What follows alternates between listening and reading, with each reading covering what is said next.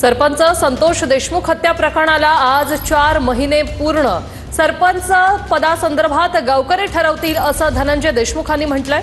आंधळे कसा सापडत नाही, बीड पोलिसांनी सांगावं असंही धनंजय देशमुखांनी विचारलंय। कृष्णा आंधळे मात्र अद्याप अटक नाही। पोलिसांचं हे कुठेतरी अपयश म्हणायचं, यंत्रणेचं अपयश म्हणायचं। बीड पोलीस यांनी एक पत्रकार परिषद घ्यावी, कारण का हा प्रश्न एवढ्या मोठ्या प्रमाणात विचारला जातोय की कृष्णा आंधळेचं काय झालं। तर मी सुरुवातीला सांगत होतो की कृष्णा आंधळे हा फरार असताना देखील पोलिसांसोबत वावरत होता। ज्या पक्षाच्या कार्यालयात बसत होता विष्णू चाटेच्या, त्यावेळेस तो फरारच होता।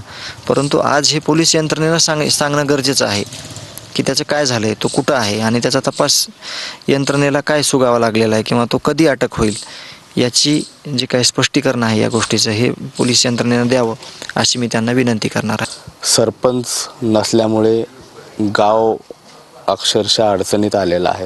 गावकऱ्यांची इच्छा आहे की आता संतोष देशमुखाच्या नंतर सरपंच पदाची धुरा तुम्ही सांभाळावी। नाही, ह्या विषयी एक शब्द देखील चर्चा गावानं कुणाशी केली नाही। माझा आणि गावाचा फोकस मुख्यतः या न्यायाकडे आहे। आम्हाला न्याय मिळाला पाहिजे। ह्या सगळ्या ज्या बाकीच्या गोष्टी आहेत, हे गावकरी सदन आहे, कुठंही कमतरता भासणार नाही कुठल्या गोष्टीची, अशा पद्धतीनं गावकरी हे सगळं पुढं चालवतील आणि सध्या ते चालू आहे। तसं नियोजन देखील केलेलं आहे आणि ते तसंच चालत राहील। म्हणजे एवढं मी या क्षणी तुम्हाला सांगेल।